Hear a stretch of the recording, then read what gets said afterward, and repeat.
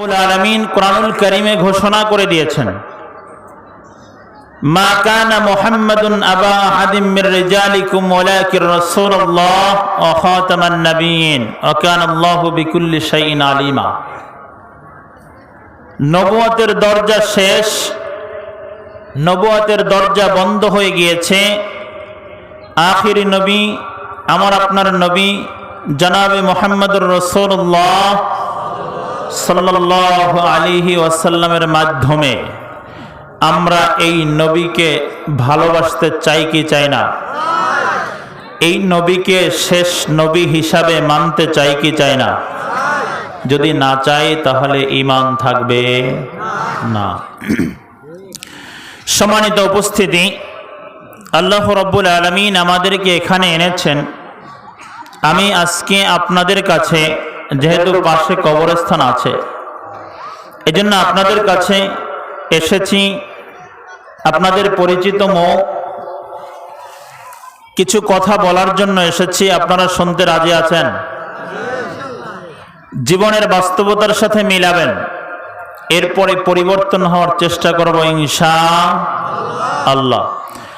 আমি পৃথিবীর কিছু নিষ্ঠুর বাস্তবতা নিয়ে কথা বলবো। এই পৃথিবীটা নিষ্ঠুর, এই পৃথিবীটা আপনাকে আমাকে ধোঁকা দেয়, ঠিক কিনা? কিন্তু আপনি আমি বুঝেও বুঝি না, বোঝার চেষ্টাও করি না। এই জন্য রাসূল সাল্লাল্লাহু আলাইহি ওয়াসাল্লাম আপনাকে আমাকে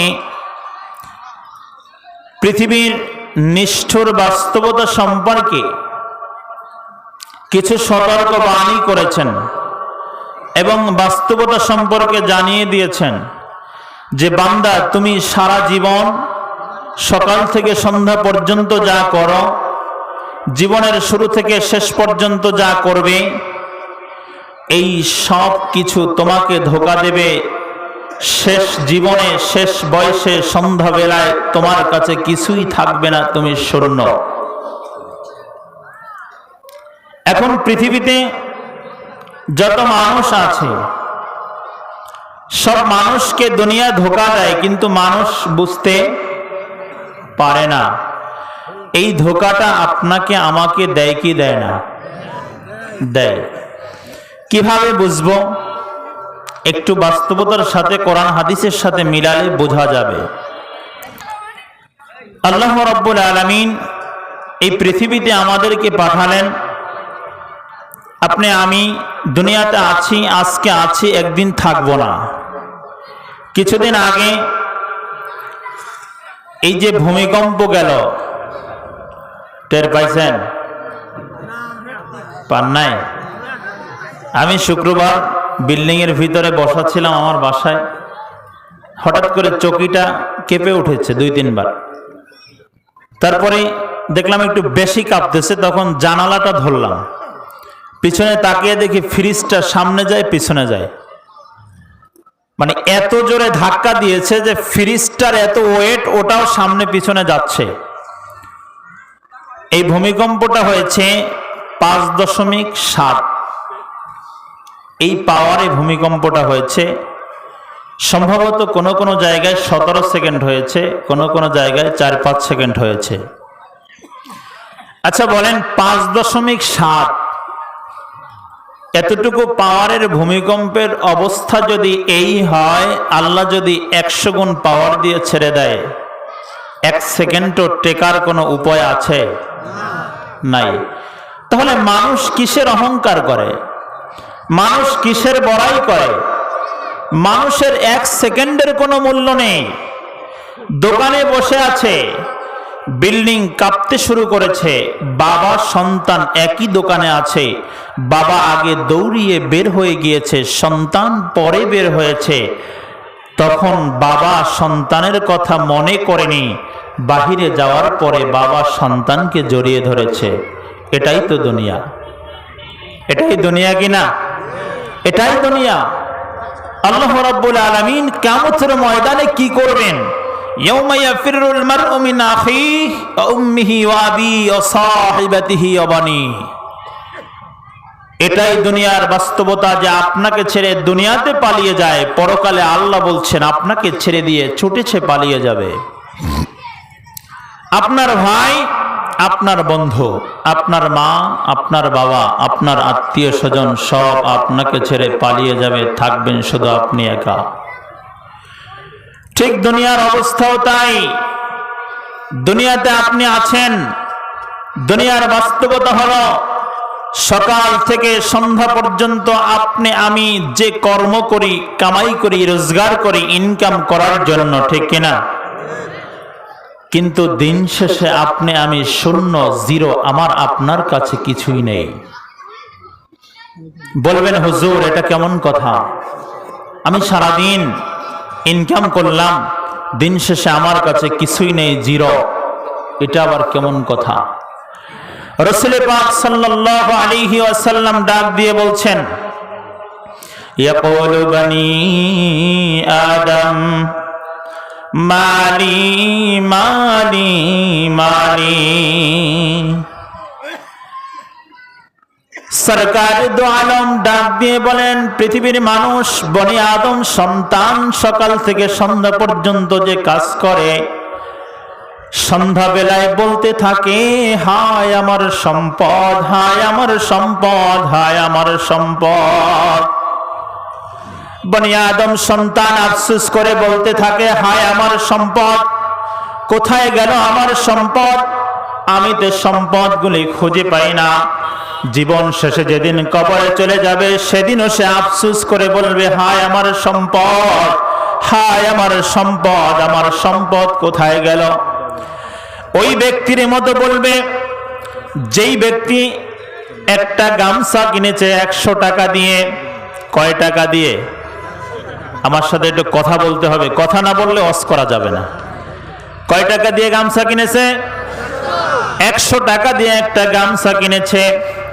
ওই গামছাটা ব্যবহার করার পরে গামছাটা 1 বছর পরে ছিঁড়ে গিয়েছে। ছিঁড়ে যাওয়ার পরে আবার গামছাটা সেলাই করে গামছাটা আবার পরিধান করেছে। 1 বছর পরে গামছাটা আবার ছিঁড়ে গিয়েছে। তখন ওই গামছাটাকে সে নেকড়া বানিয়েছে। আপনাদের এলাকায় কি বলে? নেকড়া বা তেনা বলে। নেকড়া বানিয়েছে। নেকড়া বানিয়ে ওই গামছাটা দিয়ে ময়লা আবর্জনা যেই পাত্রগুলোর উপরে পড়ে, যেই আলমারির উপরে পড়ে, যেই শোকেজের উপরে পড়ে, ওই জিনিসগুলো সে ওটাকে ঝাড়মোছ করে।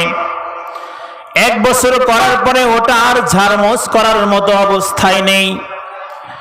তখন ওটাকে তিনি আগুন দিয়ে পুড়িয়ে ছাই বানিয়েছেন। কি বানিয়েছে? ছাই বানিয়েছে। ছাই বানানোর পরে ওটা দিয়ে দাঁত মেজে সকালবেলা পুকুরের পাড়ে বসে কুলি করে পানিগুলি মুখ থেকে পুকুরের ভিতরে ফেলে আর ডাক দিয়ে বলতেছে হায় আফসোস, আমার 100 টাকা পানিতে ভেসে গেল। কয় টাকা পানিতে ভেসে গেল? আমার 100 টাকা পানিতে ভেসে গেল। লোকজন এসে বলছে ভাই কিভাবে 100 টাকা পানিতে ভেসে গেল? আমরা একটু তোমার 100 টাকা খুঁজে দেই, আমাদেরকে বলো। লোকটা ডাক দিয়ে বলছে ভাই এটা এমন ভাবে হারিয়ে গিয়েছে, এমন ভাবে পানিতে ভেসে গিয়েছে, খুঁজলেও তুমি এটা তালাশ করে পাবে না। পাবে? তখন জিজ্ঞেস করার পরে এভাবে বলছে আমার 100 টাকার গামছা 1 বছর ব্যবহার করার পরে গামছাটা ছিঁড়ে গিয়েছে, আবার সেলাই করার পরে আবার ওই গামছাটা ব্যবহার করেছে, এরপরে ঝাড়মোছ করেছে, এরপরে ছাই বানিয়ে দাঁত মেজে কুলি করে পুকুরে ফেলেছে, আমার 100 টাকা পানিতে ভেসে গেল। হায় আফসোস, আমার 100 টাকা ভেসে গেল। ঠিক এই মানুষগুলি আল্লাহর নবী বললেন বনি আদম সন্তান যদিও প্রত্যক্ষভাবে সে আফসোস করে না, কিন্তু পরোক্ষভাবে আফসোস করে। সন্ধ্যাবেলা এই বান্দা বলতে থাকে হায় আমার সম্পদ, হায় আমার টাকা, আমার তো কিছুই রইল না, আমি তো জিরো, আমি তো শূন্য। কেন শূন্য থাকবো? আমি তো সকাল থেকে সন্ধ্যা পর্যন্ত অর্জন করেছি, আমার কাছে জমাকৃত টাকা আছে না নাই? বোঝেন নাই কথা? টাকা আছে না? জমাকৃত টাকা আমার কাছে আছে, তাহলে সন্ধ্যাবেলায় আমি কিভাবে শূন্য হলাম? রাসূল পাক সাল্লাল্লাহু আলাইহি ওয়াসাল্লাম পরবর্তী হাদিসে জবাব দিয়ে যায়, মা আকালা ফাআবনা ফাআফনা মা লাবিসা ফাআবলা। জোরে বলেন আল্লাহু আকবার। আল্লাহর নবী সাল্লাল্লাহু আলাইহি ওয়াসাল্লাম ডাক দিয়ে বললেন, পৃথিবীর মানুষ কেন সন্ধ্যাবেলায় আফসোস করে? মা আকালা ফাআফনা, যে টাকাগুলি সে অর্জন করেছে, কেউ সকাল থেকে সন্ধ্যা পর্যন্ত 100 টাকা অর্জন করেছে, কেউ সকাল থেকে সন্ধ্যা পর্যন্ত 1000 টাকা অর্জন করেছে, কেউ সকাল থেকে সন্ধ্যা পর্যন্ত 50,000 টাকা ইনকাম করেছে, কেউ সকাল থেকে সন্ধ্যা পর্যন্ত 1 লক্ষ টাকা ইনকাম করেছে, কেউ সকাল থেকে সন্ধ্যা পর্যন্ত 1 কোটি টাকা ইনকাম করেছে। এই পৃথিবীর সব থেকে বড় ধনী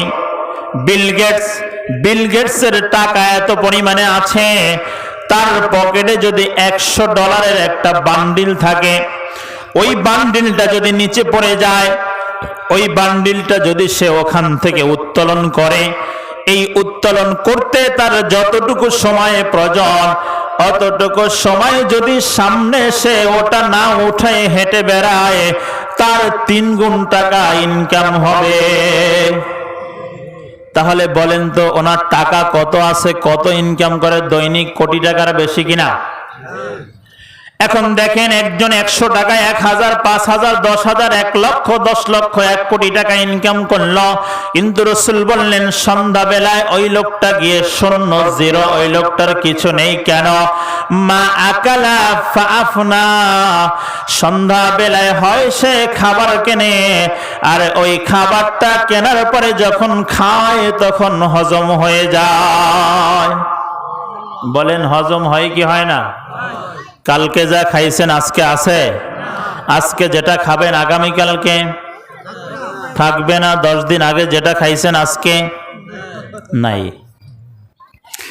তাহলে দুনিয়ার বাস্তবতা দেখেন, জীবনে কখনো হিসাব করে দেখিনি, জীবনে কখনো মিলিয়ে দেখিনি।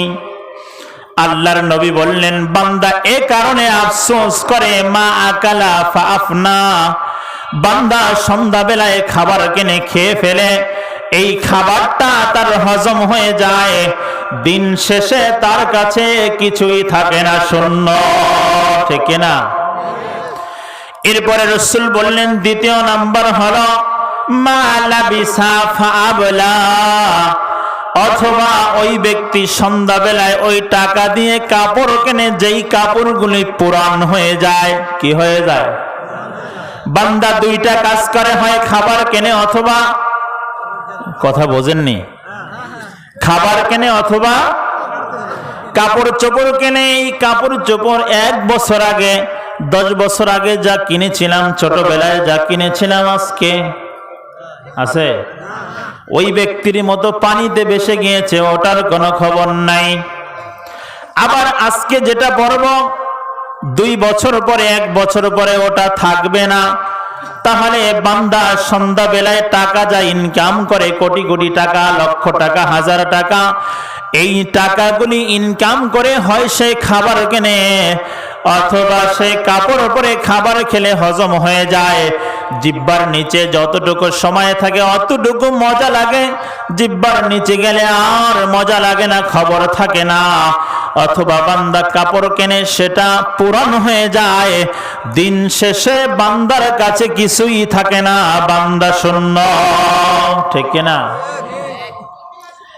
এখন আসেন, বলবেন হুজুর একটু চা দিন, আমরা তো খাবার কিনি আর আমরা পোশাক কিনি, এটা খাইলে শেষ হয়ে যায়, হজম হয়ে যায়, আবার এই খাবারের সাথে পোশাক কিনলে পুরন হয়ে যায়, কিন্তু বাড়ি গাড়ি, দালান কোঠা, ধন সম্পদ, ব্যাংক ব্যালেন্স, এগুলো তো আমার কাছে আছে। আছে কিনা? আছে না ভাই? আপনি যদি একজনকে বলেন বিল গেটস ধরেন পৃথিবীর সব থেকে বড় ধনী, এখন অন্য একজন হয়েছে ভারতের, আগে উনি ছিল মাইক্রোসফটের মালিক, ধরেন বিল গেটস তার কথাই বলি। আজকে যদি আপনি তাকে গিয়ে বলেন ভাই